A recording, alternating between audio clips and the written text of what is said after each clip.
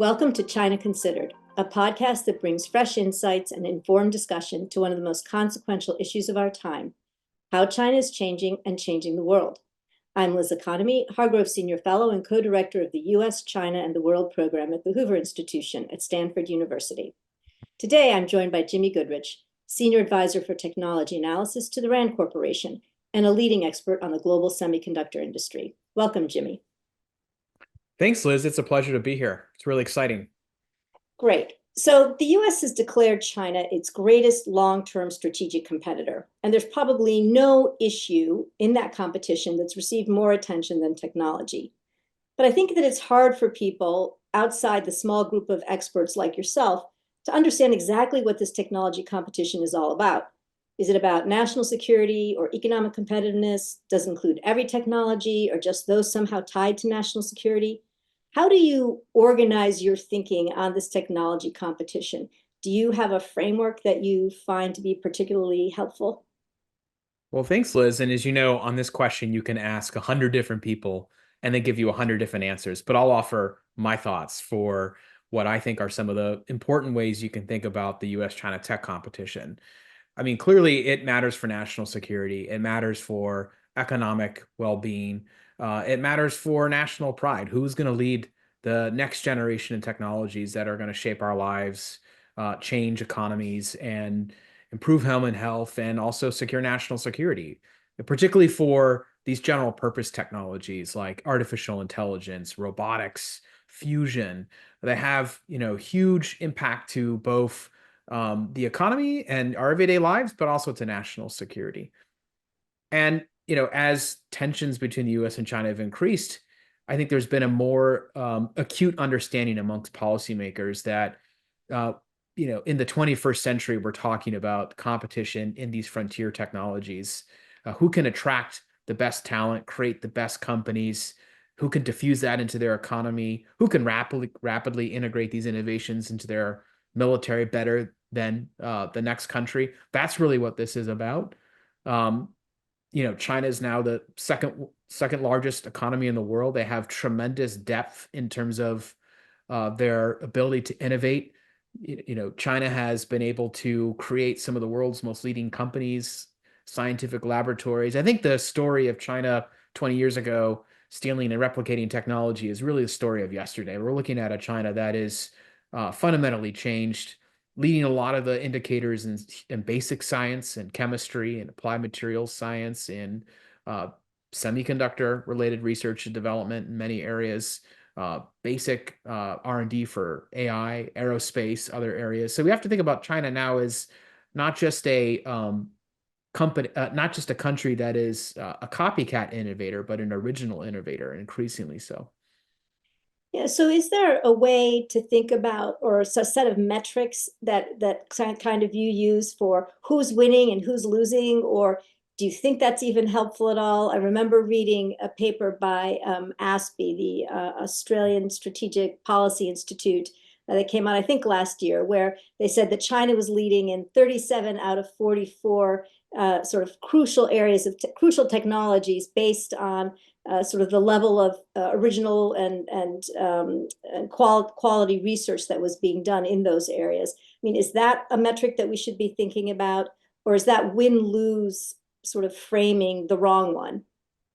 Well, I mean, there's a lot of different ways to look at it, but in general, you can think about tech power as a measure of your creativity, your level of innovation, your economic productivity, and also adoption of the technology. It's one thing to create it, but if you don't diffuse it and adopt it across your economy, we've seen that happen. For example, where in the U.S., the Department of Energy funded a lot of the original research for the battery technology and solar cell technology that's used today, but China led in scaling up of that technology and has brought the cost down, where it's now the dominant producer of these items, even though they didn't invent the original technology. So it matters that you can both create technology, but also diffuse and adopt it.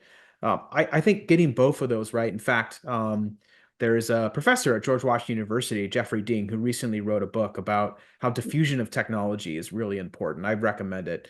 And he looked at everything from the electricity to the automobile, and more thinking about AI in terms of national power. Is it who creates or who diffuses it? I think the answer is both. So you really need to look holistically at both the macro and micro level.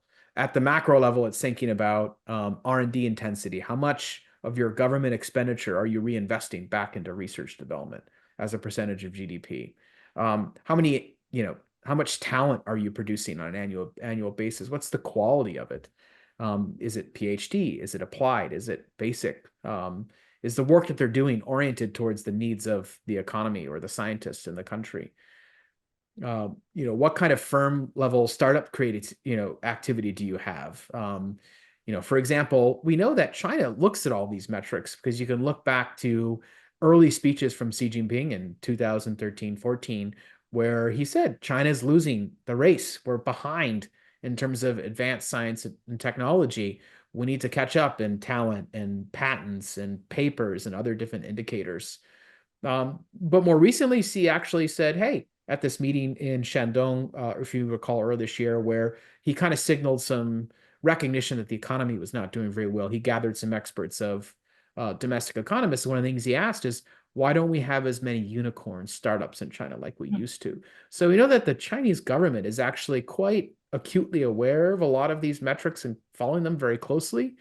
If you look at their, the 20th Party Congress, there was a huge section on science and technology in the plenum document that lists very proudly all the accomplishments they've made and exactly many of those metrics that I mentioned. That's exactly how, if you look to science technology organizations in the US, the National Academies, National Science Foundation, ITIF, they're also assessing in many of these. The thing, though, is you can take the exact same metrics and sometimes come to different conclusions. So I think that's where it's important to then look beyond what's going on at the macro level and look at case studies. I think that's really important because the macro picture doesn't give you, honestly, the full sweep of what's happening on the ground in China. And that's when you have to look at individual firms, go out, visit China, meet with the factory managers, the folks working on R&D, talk to researchers around the world that are engaging with their Chinese counterparts, and really have a bottom-up assessment as opposed to a top-down as to the level of innovative activity in different sectors. And it varies between shipbuilding, EVs, cars, robotics, semiconductors, foundational versus advanced chips. You can write a different story for almost every sector in China. That's what's, as a analyst who does research on China's science technology space, why it's so fun and so interesting is that there's such a wide variety of facts on the ground that either impress you or leave you thinking, wow, they're not doing as well as they would have liked in this space. So that was terrific. And I want to come back to a couple of those case studies to get your sense because of what's taking place on the ground in China, because you are, I think, really one of the people who has spent the most time, certainly in the semiconductor space, but I think also increasingly in AI, the most time thinking and engaging on the ground in China to understand what's really taking place. But let me just take one step before that and ask you, do you think the United States and China approach this competition in the same way? I mean, you've laid out, a number of different really important metrics that we should be thinking about, but, does the United States tend to stress sort of one approach, and does China stress a different approach? Do we understand the tech competition in the same way? Do we frame it in the same way? I think sometimes it's very different. However, I'd say the US approach is becoming more oriented towards a national competitiveness agenda than it used to be. If you go back maybe 10 years, it was our basic research is conducted in universities. Corporations tap into it if they want to or not. We didn't have industrial policy to attract chip making or battery or solar panel manufacturing in the United States. But fast forward, now the US is doing a lot of that. On the flip side, if you go into China, there's always been a 5-year plan, an industrial policy, someone in the halls of Beijing drinking tea and thinking they need to achieve this target or that metric. But, frankly, you can go out and talk to some of the companies who don't even recognize they're part of a plan. They're just trying to make profit because this is an attractive industry and frankly, some policy signaling has meant they can probably get more investment and capital and subsidies because of that.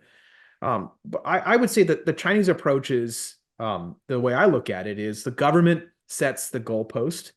It identifies long-range targets, but it doesn't give and intentionally a lot of guidance of how to get there. It says, we want to create a world-leading semiconductor industry by 2030. That was the target in their integrated circuits plan in 2014.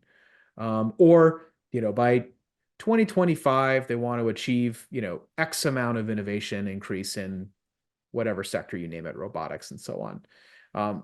And then they really leave it to the provinces, to the mayors, the governors, to the CEOs of local government financing vehicles who often dole out a lot of the cash to these companies, to those state-owned enterprise bosses, the entrepreneurs, to figure out how to get there. And then you kind of open up the spigots, funding comes out. There's a tremendous amount of waste, but that's kind of by design, really. It's thinking about China's government efforts at developing their science technology. I think of it as a venture capital state. I'm not the first to coin that term. Others have used that, where they've got a portfolio of bets in the semiconductor space, for example. They might fund 2 or 3 companies to produce the same thing. Or in supercomputing, there's always been sort of managed competition of 4 or 5 players, but they'll pick the best out of a pack for their ultimate deployment of the technology.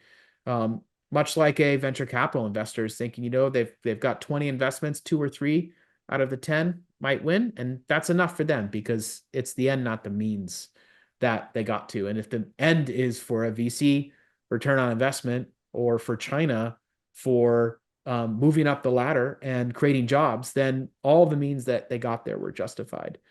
Can they sustain that in sort of a more constrained budget environment with a slowing economy is one of the, big questions out there amongst the, China policy community. So for the US, we're kind of moving more in that direction. Again, as I mentioned, we're much more laissez-faire. Industrial policy was a taboo word in Washington. But now with CHIPS Act, Inflation Reduction Act, possibly more investments for things like shipbuilding and a new Congress and administration, we're moving a little bit in that direction, not as intensively as China is. I think China is much more top-down mobilization, but also bottom-up at the same time, and very flexible. Where I think also one of the biggest differences is that there's more tolerance for failure, ironically, in the Chinese political system than there is in the US political system, because a lot of this industrial policy is so new. There's a real fear that, say, with the Biden administration, they'll make a wrong investment decision, lead to a Solyndra-like bankruptcy that could, weaken the political consensus around these type of things. Whereas in China, they've had so many failures, but so many different successes. I think there's a higher tolerance for those failures in their system. Yeah, although I think arguably there's a high tolerance for failure in the venture field in the US economy, Yes. maybe not in terms of the political system engagement with it, but I think it's one of the strengths of, all the Silicon Valley, Silicon Alley, et cetera, that in fact there is that tolerance for, companies, rising and falling and, exiting and new ones springing up all the time.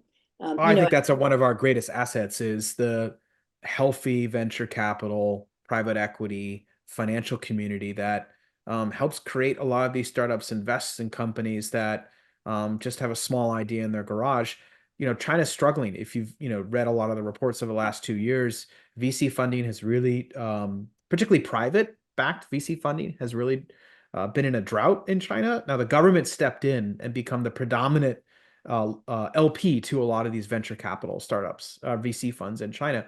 But that means though the government has more say. They're more focused on job creation.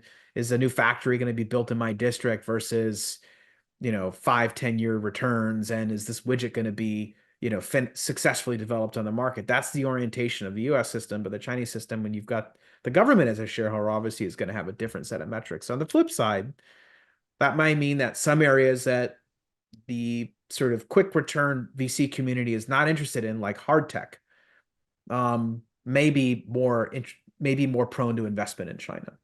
Right, and that's why we have the Chips and Science Act in good part, I think. Let me just, ask you quickly though, to that point about the venture capital, the private venture capital drying up and the government stepping in. Why is it? I mean, I know that certainly Western venture capital has dried up for a variety of reasons, tied to sort of changing political circumstances and the Mhm. relationship, increased tensions, and so I think greater concerns about U.S. Money being used to support technologies in China that could undermine our national security. But why is the private venture money drying, Chinese private venture money drying up in China? I think there's a couple of reasons. One, of course, is the pandemic, and then the drag on the economy that's had. Since then. And so, and on top of that, a lot of the really active funders of tech in China got their money from the internet economy, from the e-commerce boom, with the internet crackdown that the government conducted over the last couple of years. That's really spooked a lot of the investors. It's fizzled a lot of investment activity, and it's also reduced a lot of their holdings. So there's just less money. There's not as much confidence, and now, people that would have been investing in, um, you know, uh, widget startups, fusion technology, AI, they might be opening up a bookshop in Thailand now instead of investing in a lot of these new startups. It's not to say there's a complete drought. There's still companies out there. You've got Li Kai-Fu and Sinovation and others that are invested in the economy. But I think it's a confidence issue. It's also just a single fact with a slowing economy. There's going to be less capital, and that's where the government has tried to step in and fill some of that void. It's interesting. It's, again, I guess it's all roads back to sea. All roads lead back to sea sometimes. And he mentioned unicorns. Like 30 days later, the state council had a guidance document on, oh my gosh, we need to get venture capital funding revved up again. And just what they need, another government document to tell them what to do. Right. So you mentioned sort of the industrial policy, something that the United States, I mean, the United States has had industrial policy in the past, but clearly China's been sort of the king of industrial policy. And now the United States with Chips and Science and the Inflation Reduction Act, has sort of elements of that. Are there any other things you think that China should learn? I mean, sorry, that the United States should learn from the Chinese model? I personally think back to just Chinese persistence. And Mm. I've just been reading Eva Dou's new book on Ah, Huawei. Huawei. And right, and she mentions, that the Chinese government had invested 1 billion yuan in 1996 in semiconductor industry, and here we are today. There's still now it's hundreds of billions of dollars that China's putting into the semiconductor industry, but nonetheless, you mentioned batteries and EVs, and they persist. Whereas sometimes the United States, as I think you were suggesting, we develop the technology, but then we don't, continue. Mhm. President Carter was putting solar panels on the West Wing of the White House in 1979. Yeah. And, then President Reagan came in and ended the renewable energy program. And so, one of the downsides of our democracy and flips in government. But what else do you think the United States might take away from the China model? Well, I think that's really important. Just look at other East Asian economies that have done very well in innovation and industrial policy. Take Taiwan and the semiconductor miracle. Hmm. Uh, Taiwan Semiconductor Manufacturing Corporation, which today produces around 90% of all the world's most advanced chips, the smallest chips. They started out as a joint venture between the Taiwanese government, 48.5% owned by the Taiwanese government, for over 2 decades. The Taiwanese government sat there as a patient shareholder, buffering them from market forces. They gave 20 years of tax credits to those that purchased the equipment to build out their factories. And no surprise, at their early stage of inception, when they really weren't able to, on their own, make profit, the government buffered that and persisted. When the going gets tough, like for example, we're seeing Intel struggle in the market, you have Mhm. to keep going. You can't just walk away as soon as it gets a little dicey. I think the other important takeaway that China doesn't do well that we should not replicate is China doesn't know how to exit their investments. If the Taiwanese government, as soon as they saw TSMC become successful, also in Korea, when the Korean government had its heavy chemicals initiative in the 1970s, then in the 1980s they built up their semiconductor plans.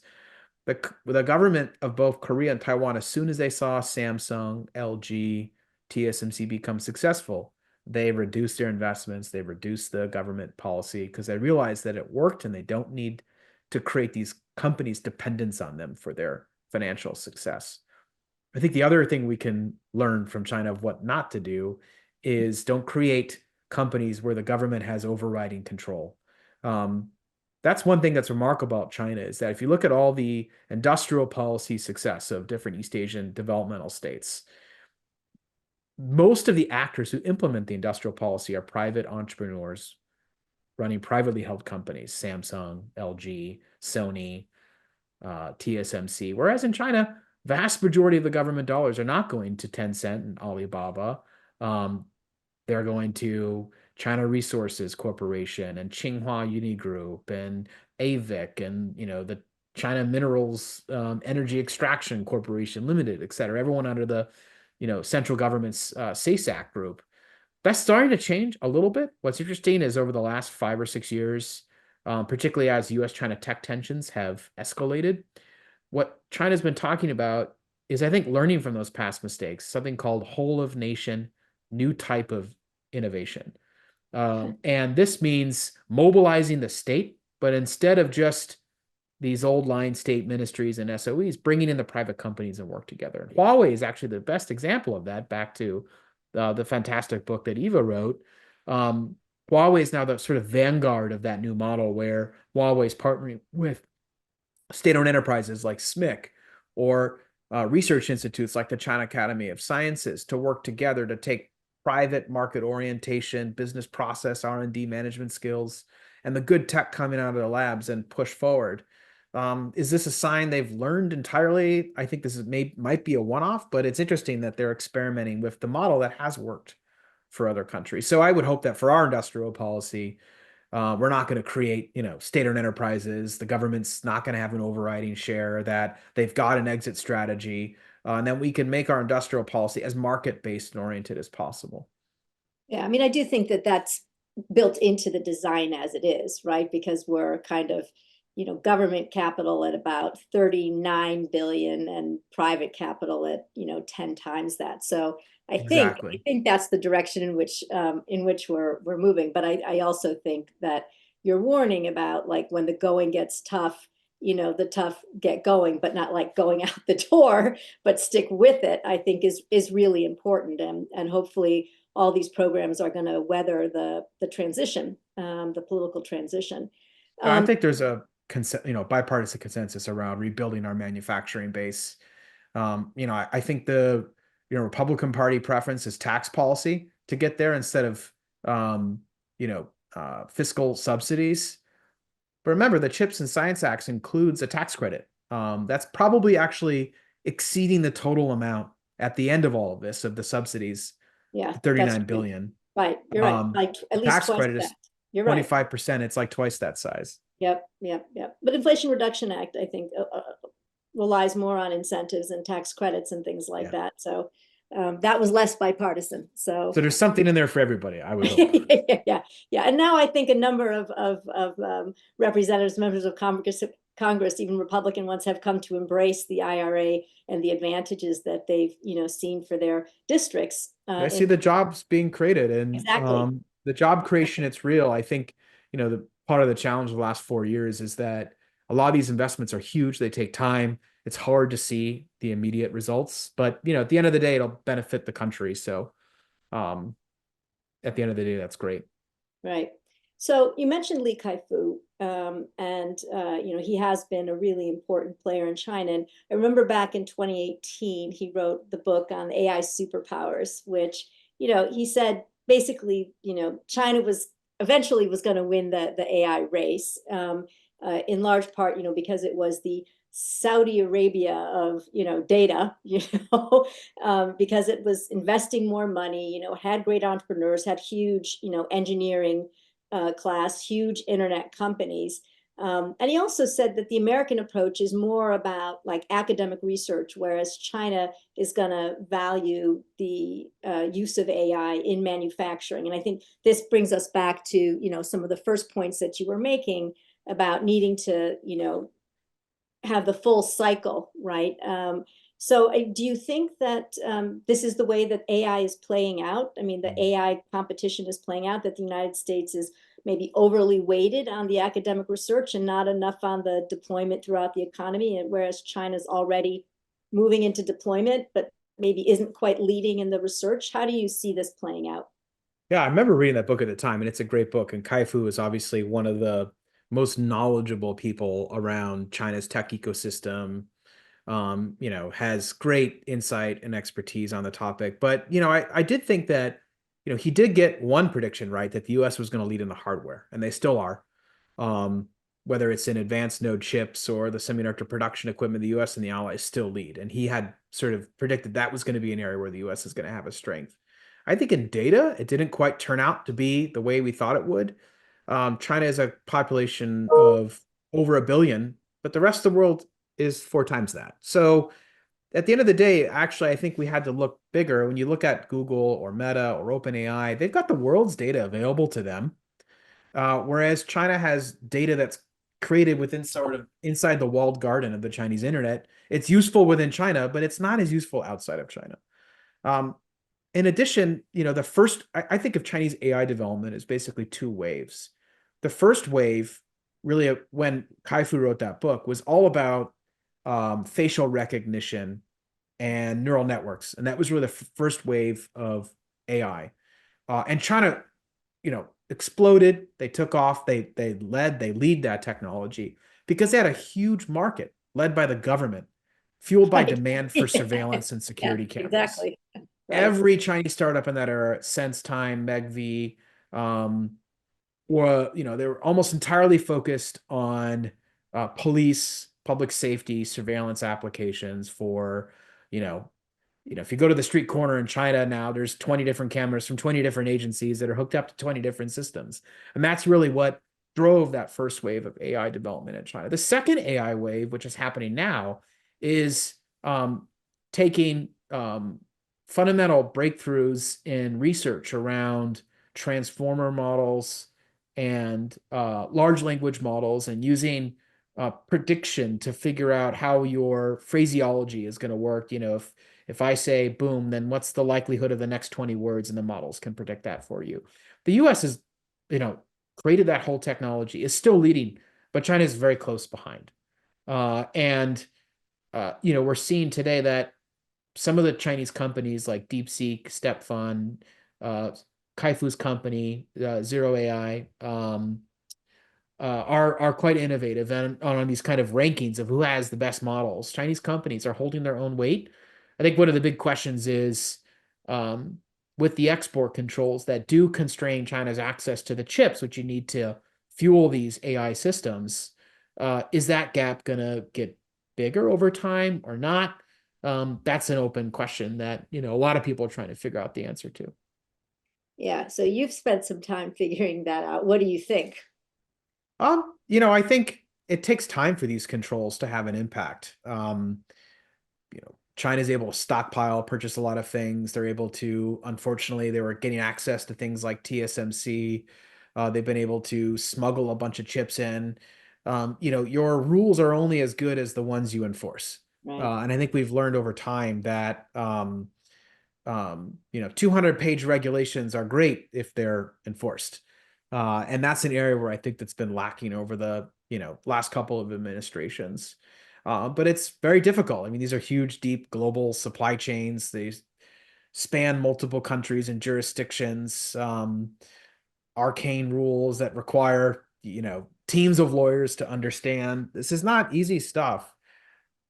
I think it's a work in progress, the export controls, and whether or not they're going to deliver the sort of results that whether the China hawks say they will, or those that criticize them won't. I don't think we really have an answer one way or the other yet. It's too early. Remember, the Biden administration's big package was just 2 years ago, Right. and so much that's not even really a full technology cycle for example, the semiconductor industry. It takes 2 or 3 years to design a new chip. So we're still at the very early innings of this, and we'll see over time. There's one thing, however, is that, there's no doubt that China's fully committed to localizing as much as fast as they can in every area that we're trying to constrain the PRC in. And so it's a Right. big question of, small yard, high fence strategy, have the most delicate, narrow controls as possible. You also send a signal to China at the same time to double down and build out its industry as fast as possible. Do you use all that leverage now, later, when it's a complicated question? Yeah, I mean, and recognizing, of course, that China was already committed to indigenization. What I think the controls have done is to accelerate the process, right? To force them to move faster, to invest more. And Yeah, in every area that we're talking about today, with semiconductor equipment, materials, software, AI chips, memory chips, China was investing in every single one of those before that. right. They've certainly increased the intensity and the scope of the investment. Was that because of export controls or just a breakdown in US-China relations? Who started it all? I mean, that's a hard question to answer. Right, right. And well, I guess we'll give it a couple of years, but I would never want to see certainly the export controls be thought of as, the one arrow in our quiver, Silver because I bullet, think yeah. the, funding the science part, for example, of the Chips and Science Act, I think should also be, an essential part of our competitive strategy when it comes to semiconductors and There's a lot of you know, focus on semiconductors, on TikTok, on batteries, you name it. Those are all applied technologies where we are going to win. Sort of the future of the next wave of innovation is going to be leveraging our amazing university and national lab infrastructure to invest in the basic science, that then we can apply and commercialize, whether it's in fusion technology, next generation chemistry, or bioengineering that's going to be useful for life sciences. What's interesting is that China is really almost at a breakout stage of investment in basic science. And it's something that really is not covered well. The Economist did a piece about 6 months ago on China's basic science rise. It's really now a science superpower. They're building 20 new national labs and scientific facilities across the country, and everything from experimental fusion reactors to deep Earth exploration platforms, mining colonies on the moon, deep space probes, everything you can think of. It's like, Xi Jinping has a fascination, with Journey to the Center of the Earth and every other sci-fi book. In fact, I think at one point they were on his bookshelf. huh. But it's interesting. I recently spoke to somebody, senior individual in the Chinese science system, and they said, we're not going to catch up anytime soon in these sort of applied technologies of today. But when it comes to the next wave of technologies in high energy physics and quantum, they're much more confident that these big investments they're making 5, 10 years down the road are going to pay off, much like the big investments the US made into its science infrastructure in the 1940s during World War II, and then on through the Cold War, paid off with GPS, the internet, the semiconductor, you name it. Those were all big government investments that had spillover effects. And I think China's watched that model. They think it's going to work for them. Again, I come back to the big question of, like, well, is that funding going to be around forever? And can they sustain it, particularly if the economy continues to shrink the way it is? Right, but I think we've also seen that despite the economy slowing significantly, that this remains a priority for Xi Jinping. And so I think we should not take our foot off the gas pedal, in anticipation that somehow they're going to start to retrench. And Yeah, I should have answered my own question there and yeah, saying I don't think it will. I agree yeah, with you. yeah, I that's think fine. even if I you're going at think that's 0%, you could still take 30% of all that economic output and dedicate it to science and technology investment. Just look at Japan, the zero growth economy of the last several right. decades. They've added all sorts of new infrastructure. They're still world leading power. You don't have to be growing at 10% per quarter to have a huge dent on global development. Let's send that message to the new Congress. I think it's an Mm. important one for them to hear. So let me ask one last question, a slightly different area, and that's on our science and technology cooperation with China, because there's still a large, area of cooperative work that is going on. I think that many people would argue, certainly in the US scientific community, should be going on. A lot of synergy among scientists, across the Pacific. The US has let the Science and Technology Cooperation Agreement that had been in place for, 45 years lapse. It missed its formal renewal deadline. Is that a mistake, or are we at a point where we really should just be like, hunkering down and battening down the hatches and closing off our research, universities? How do you see that dynamic in terms of the cooperation versus the competition?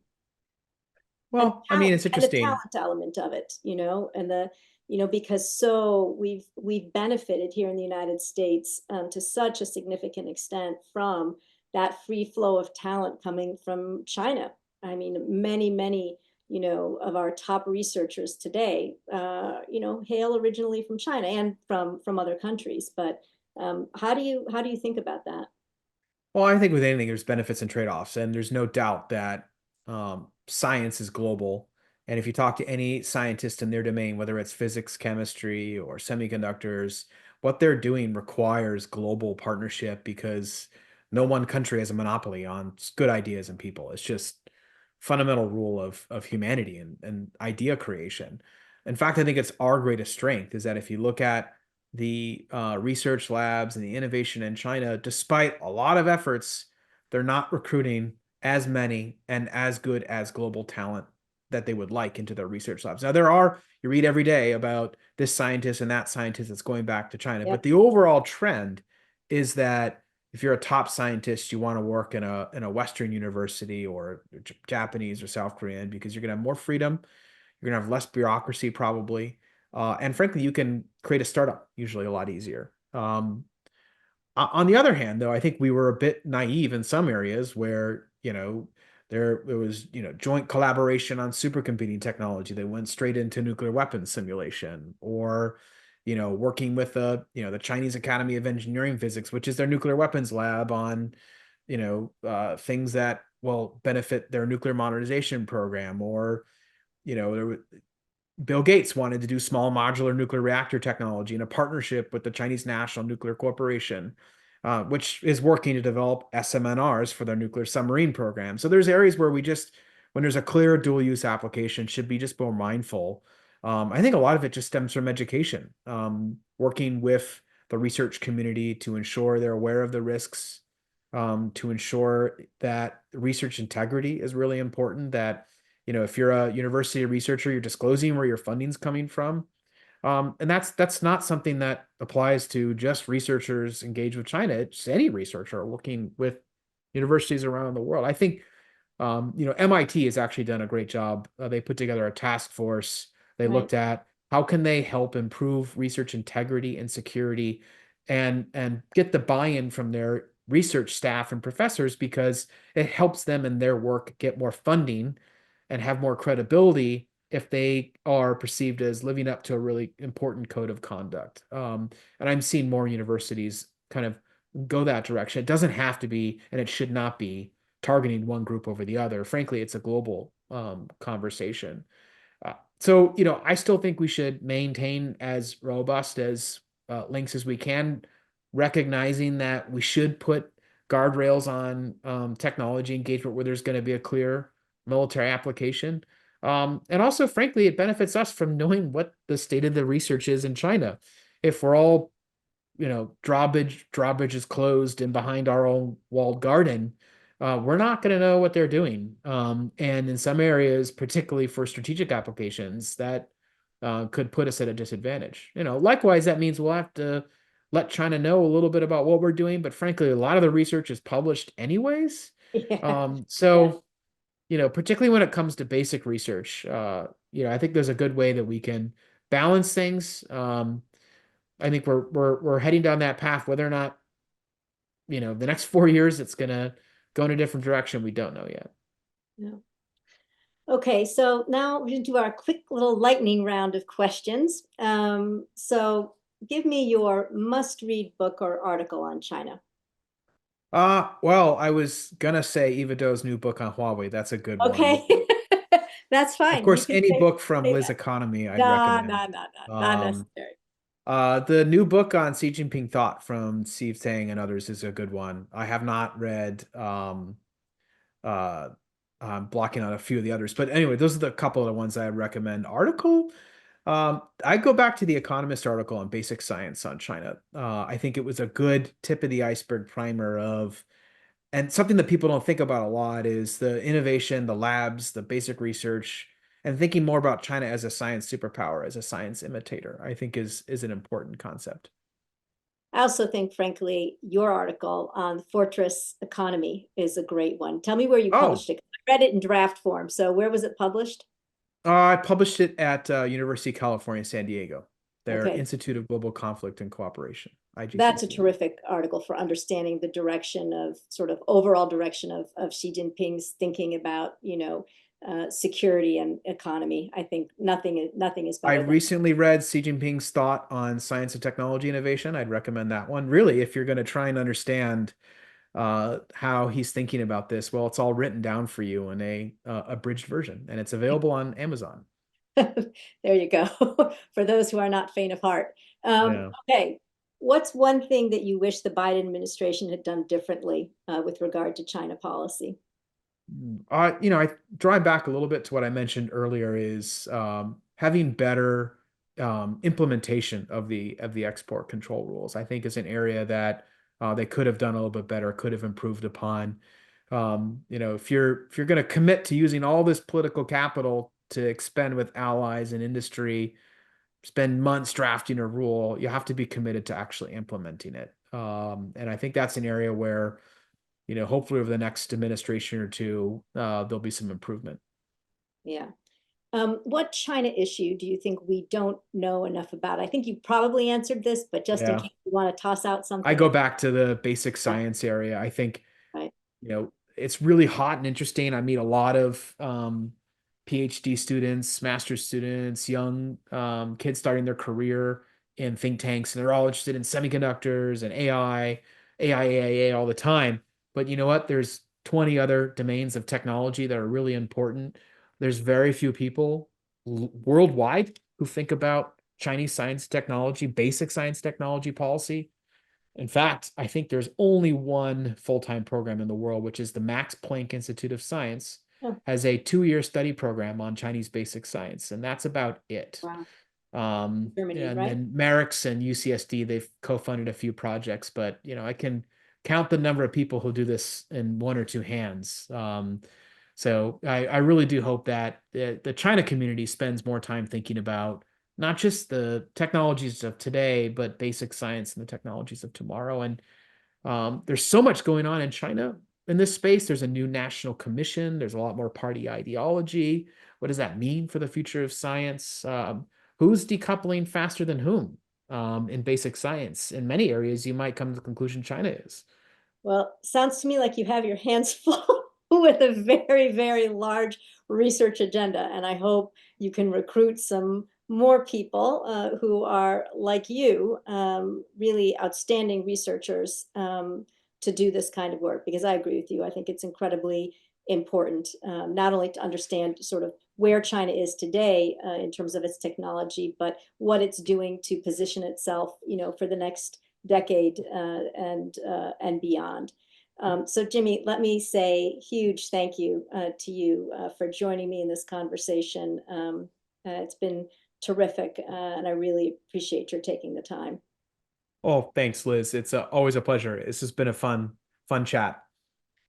So if you enjoyed this podcast and want to hear more reasoned discourse and debate on China, I encourage you to subscribe to China Considered via the Hoover Institution YouTube channel or podcast platform of your choice. In the next episode, I'll be speaking with Senior Director for the Atlantic Council's Global China Hub, who until this past summer helped lead the State Department's work on reducing U.S. economic dependence on China.